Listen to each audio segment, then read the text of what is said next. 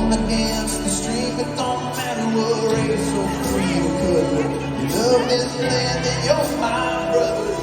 That anthem plays and know your stand. If you say you can't breathe, I'll show you we can. Ain't never gonna stop believing. We were born for freedom.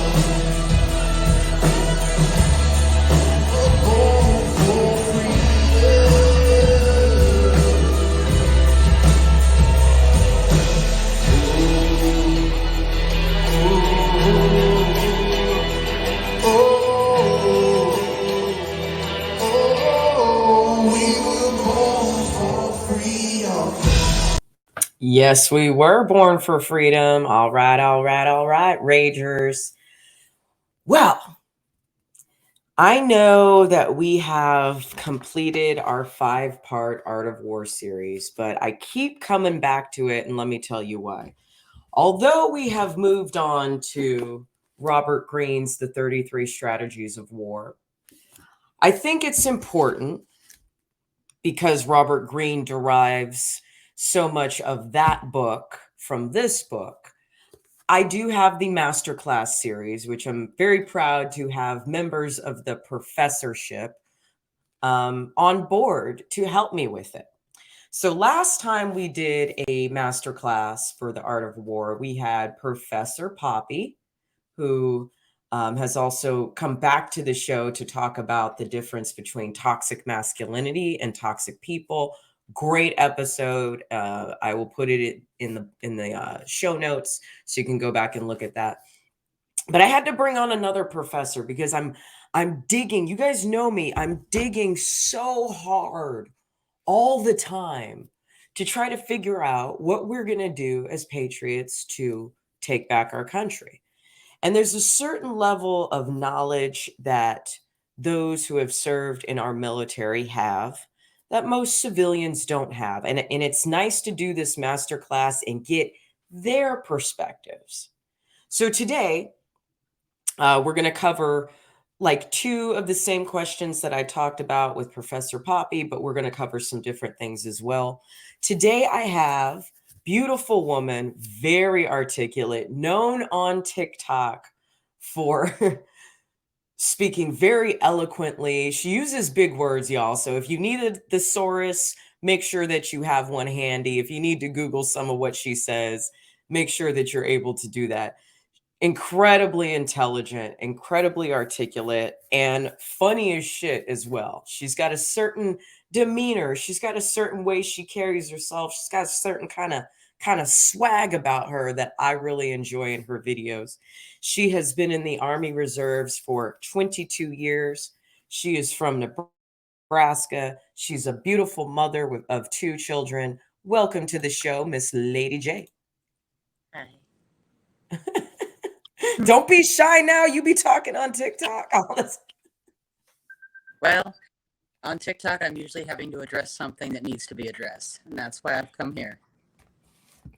Well, there's what we need to address as patriots. And by the way, I haven't served. I am an Air Force brat. I'm come from 3 generations of military service. I didn't go in because I got pregnant very young. And it just never was a dream that I was able to fulfill for myself. But I have the utmost respect for those who serve because you guys look at life just a little bit differently than most of us civilians do. By nature, you have given up aspects of your freedom and even aspects of your personality to a cause that is greater than yourself.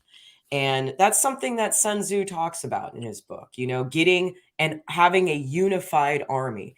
Clearly, that is not something we have amongst the conservative movement at all. We're not unified. Too many problems. As you know, I'm not going to name any names. We got too many grifters. We got too many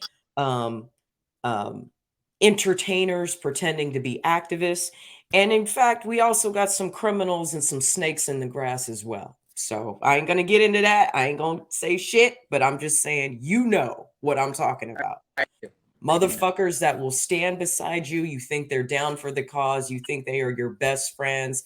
And you find out all kinds of dirty shit they're doing behind the scenes. So It'd be like that.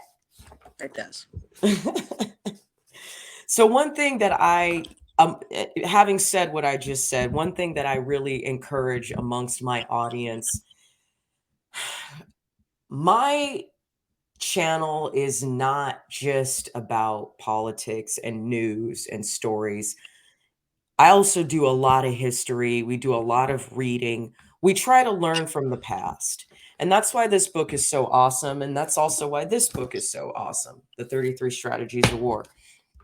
We're trying to learn from the past. We're trying to learn from those who are better than us, because in our movement, or at least on our side, we literally have no leadership. Now, Trump did everything he could do. He opened a lot of people's eyes. He woke a lot of people up. He brought a lot of people from the left to the right. Because for those of us who have lived and grew up in democratic cities our whole lives, we see how evil the Democrats are. And Trump was the courage we needed to change teams. He was the courage that we needed to start getting involved. And at the end of the day, he can't do everything. We have Kristi Noem. She's a great leader. We have Ron DeSantis. She's a great leader. We have Matt Gaetz, Marjorie Taylor Greene. We have Josh Raleigh, Jim Jordan. We have a lot of good people that we can kind of look up to. But here's the problem. A lot of them are not giving us action items, including Donald Trump. Because I just saw him speak like less than 4 days ago. He gave a great speech, but he really didn't end it with any action items. So I'm always trying to encourage my followers, my fans, anyone who's in my audience, to understand the qualifications of a commander, to understand that there are people who might have a lot of followers on social media, but that does not make them leaders. Right. Okay. So I'm going to go over these. And when we're done, I want you to give me some real life examples from your life or from your military experience of qualified commanders, or maybe some not so qualified commanders. Maybe just tell us a little story. Okay. So commanders' qualifications. Okay. Strengths, wisdom. Weaknesses, unenlightened. Strengths, knowledge and credibility. Weaknesses, brutalizes and fears the masses. Strengths, strictness. Weakness, not strict. Strengths, benevolent. Weakness, loves the people. Or I would care to change that to appeases the people. Appeasement and love are two different things. Strengths, courage. Weakness, committed to life. Strengths, skillful analyst. Weakness, unable to fathom the enemy. Strengths, unconcerned by fame. Oh, this is a good one. Weakness, obsessed with achieving fame for purity or vanity. We already know somebody like that. Strengths, unconcerned by punishment, places army first and tranquil. Weakness, easily angered. This is where psychology comes into play. Those who are easily angered, they're trigger happy, they're dangerous. Strengths, obscure. Weakness, hasty to act. Strengths, upright. Weakness, arrogant. Strengths, self-disciplined. Weakness, weak. Strengths, strong commander. Weakness, poor commander. Strengths, clever and inventive, with having all-encompassing talents. Lady J. Yes. What kind of commanders have you had in your life? Well, I have had, as you can imagine, both very good commanders as well as very bad commanders. And it wasn't necessarily through any fault of their own that they were bad at commanding. It's that they lacked the understanding to be able to really be able to understand what it means to command. Command is not about appeasing the people, the soldiers, the masses. It's not about winning a popularity contest. What matters in a commander is that that commander knows what is in the best interests of those people that they are commanding, whether it's civilians or soldiers. And sometimes that best interest does occasionally mean doing the things that they don't necessarily want to do in regards to being able to maintain a certain level of discipline. Because without discipline, there can be no cohesive group, what's the word I'm looking for?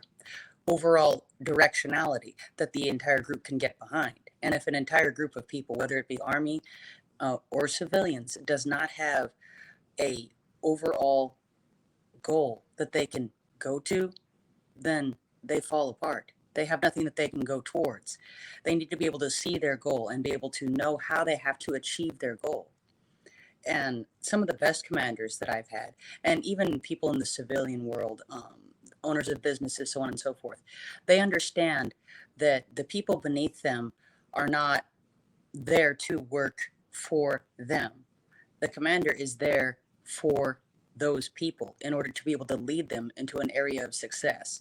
Because if they don't understand that it is not their job to gain fame, to gain popularity, or even notoriety in some cases, or to use their position for something other than the benefit of those beneath them, then they will not be a good commander. The best commanders don't worry about popularity or fame. They worry about being the best commanders that they can be. Hands down, hands down. You read The Art of War, so I'm going to give you a little refresher here. We're going to go from chapter 1, which is initial estimations. So I'm just going to read you something.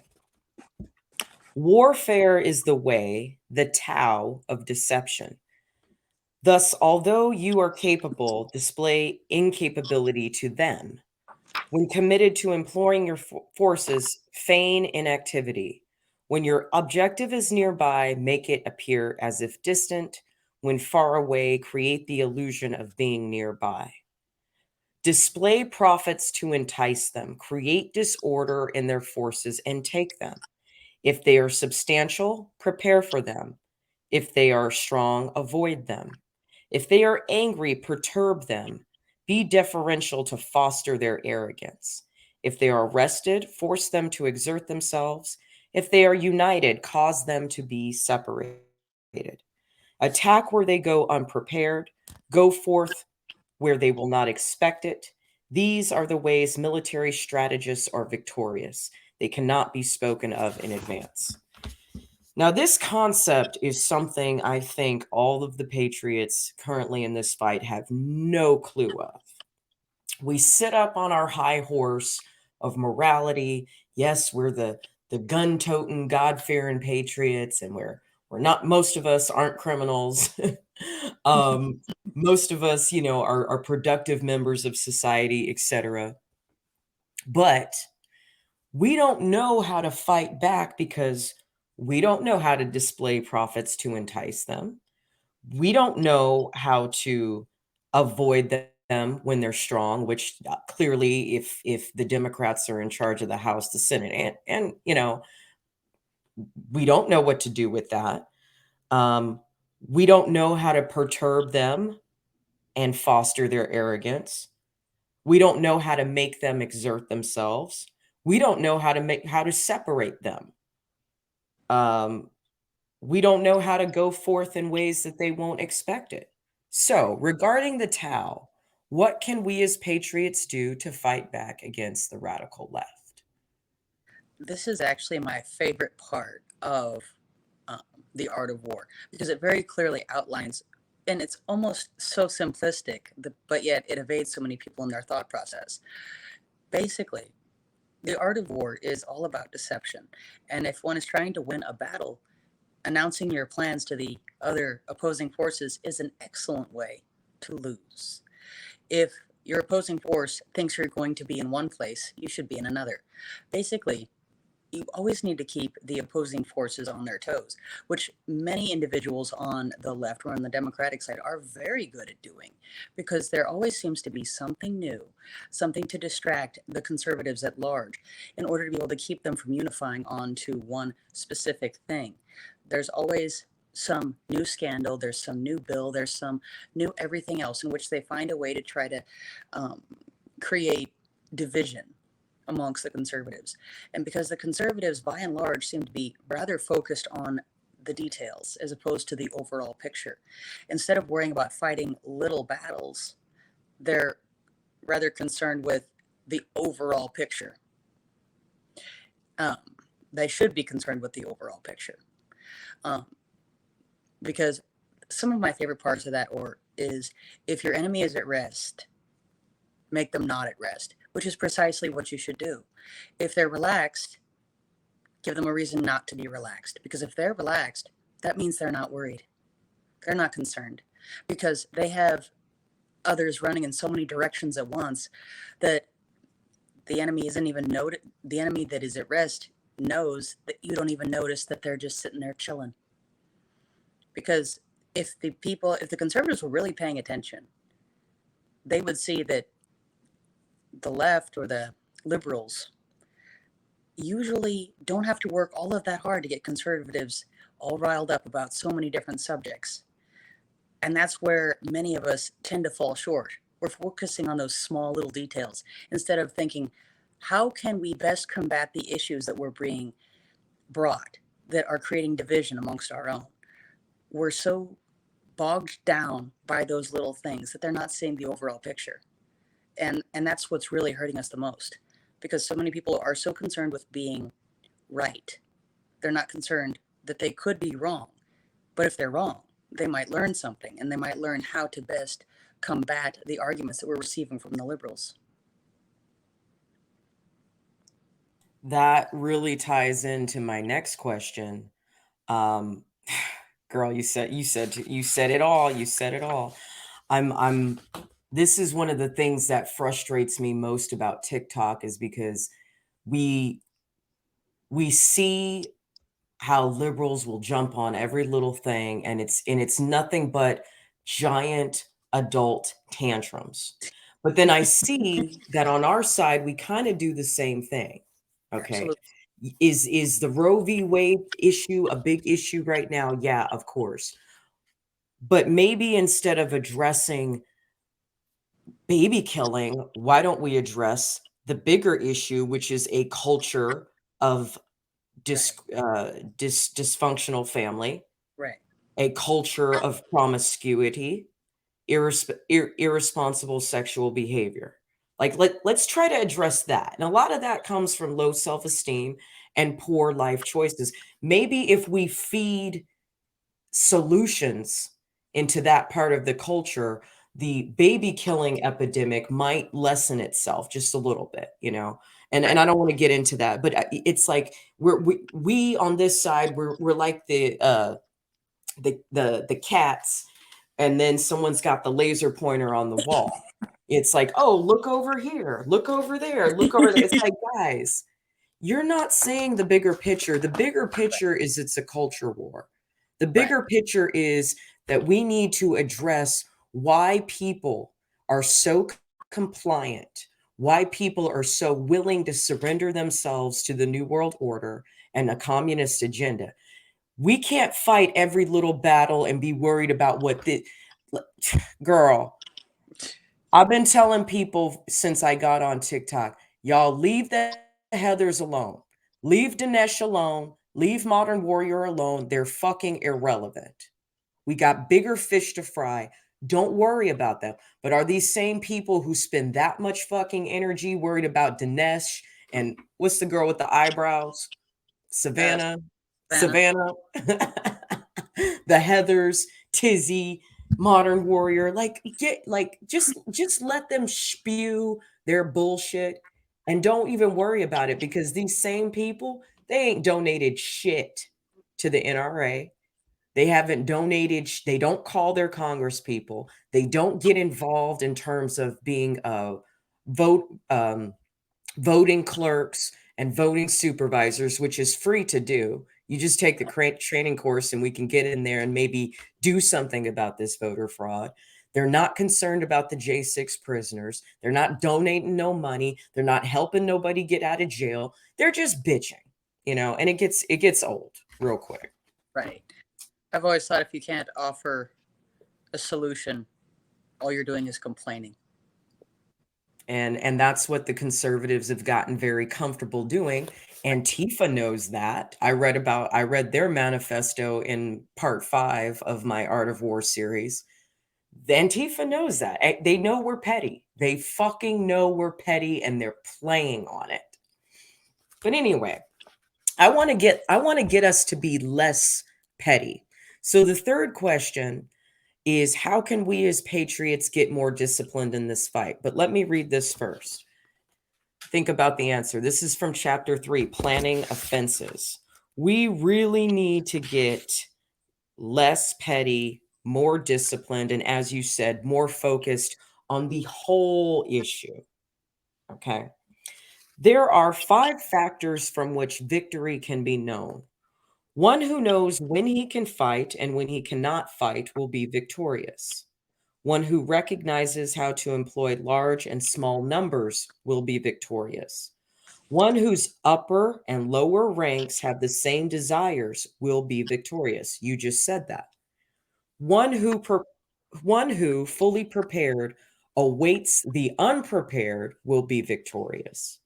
One whose general is capable and not interfered with by a ruler will be victorious. So that's the rhinos. Okay. These are the 5 way the Tao to know victory. Thus it is said, one who knows the enemy and knows himself will not be endangered in 100 engagements. One who does not know the enemy but knows himself will be sometimes victorious, sometimes met with defeat. One who knows neither the enemy nor himself will invariably be defeated in every engagement.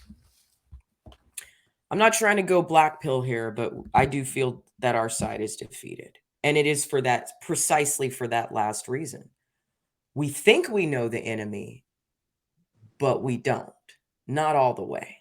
We don't see the bigger picture. We don't see the bigger threats when they're in front of us.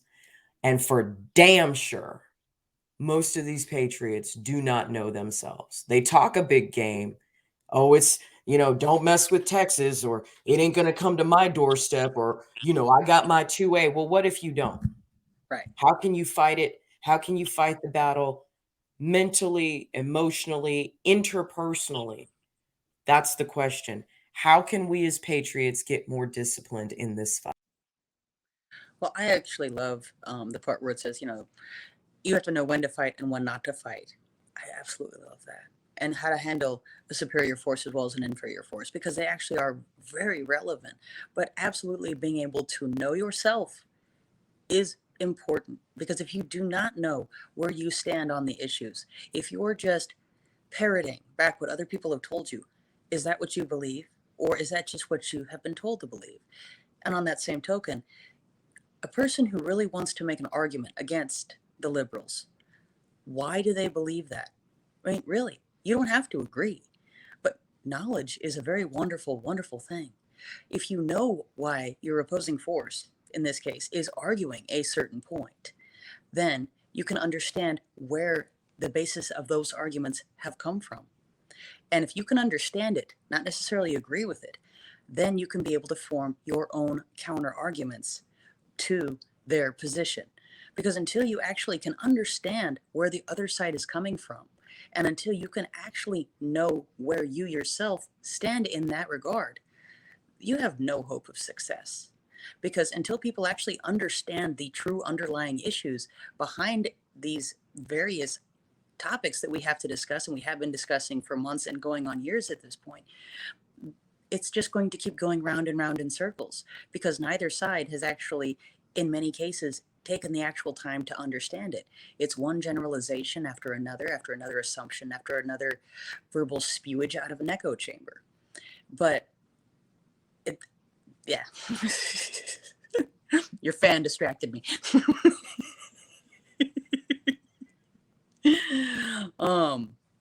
Let's see here.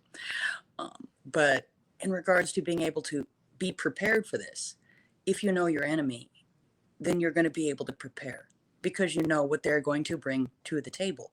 But in that regard, you also have to be able to prepare for the unexpected, because if you do not prepare for the unexpected as well as what is expected, that is when people often get thrown for a loop. That's when a lot of times some erroneous or unexpected tangent will get thrown in and throw the argument or the other argumenter off course. And that is often how these things are lost by our side, because it is either some kind of personal attack or an attack on the overall morality or on the justification that one might actually use to base their statement on. And they go into a cycle of defending that particular stance, that belief, or that morality, instead of actually focusing on the argument at hand. And this is where so many people get caught up. They worry about the little insults, the little trifling matters, as opposed to actually knowing that that is what the other side is doing, and they're doing it for a reason, to throw you off track.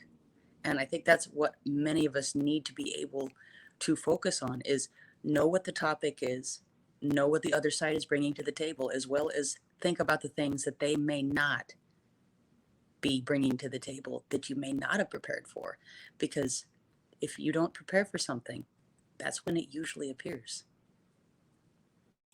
I'm glad you brought up the issue of little insults. And this is something that gets under my skin and pisses me off so much. Why do we think, especially on TikTok, especially on Twitter, oh my God, on Twitter, why do we think trolling the other side is really going to make a difference?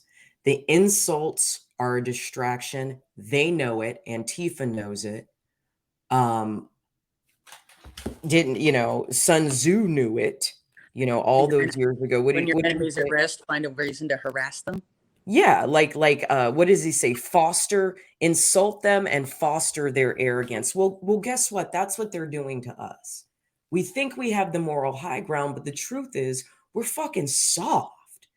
We're fucking soft. Now, I say, imagine a full-blown communist takeover. Like, if we really pay attention to what's going on in Shanghai with the people being welded into their homes, locked into their apartments, can't leave, we got all these camps. If that was really to happen here, does a lefty, commie, race-baiting piece of shit telling you to go kill yourself or calling you names, is that really going to matter?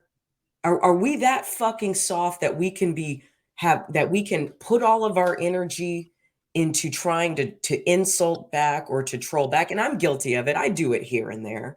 Everyone on my channel knows I mostly try to educate trolls. I don't try to insult them. Every now and then I feel a little petty, and I will, but it's very rare that I will do that. We're all human.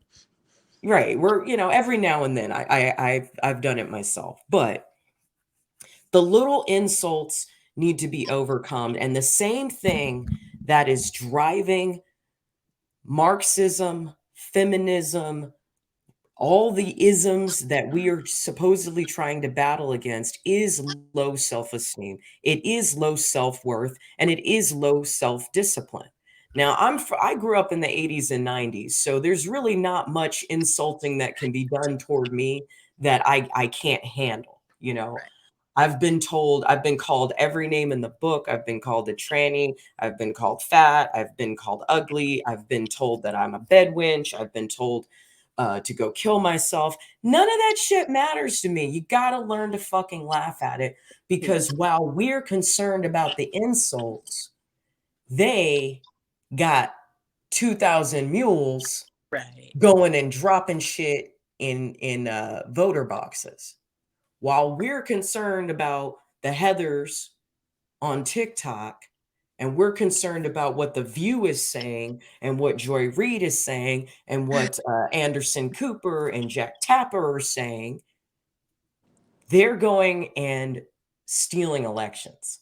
Right. This is a serious issue here, but trying to combat that requires more time, more discipline. And so my question to, American patriots is, do you love your country? Do you love your life? And do you love our Constitution more than you fucking are irritated by them? Right. Because if the day came where Joe Biden really fucking signed some shit into law that we're not going to be able to handle. Insults are going to be the least of our concerns at that point. Just Right. saying. Absolutely. Because so many people, they get focused on, they called me this, that, and the other thing. I'm like, so what if they did? They called you a name. It's not the end of the world. Why are they calling you a name? They're calling you a name because they want to get you angry. They want to get you mad. They want to be able to justify calling you all of these non-empathetic, not logical, doesn't use science, because if they call you enough names enough times, people tend to lash out. It takes a lot of self-discipline to be able to just say, no, I'm not going to respond to that in kind. I'm not going to match that energy, because we're never going to progress anywhere. No communication will ever happen as long as we fall back to a grade school level of name calling. That's not what adults do. That's what we teach our children not to do. We teach them to ignore people that call them names.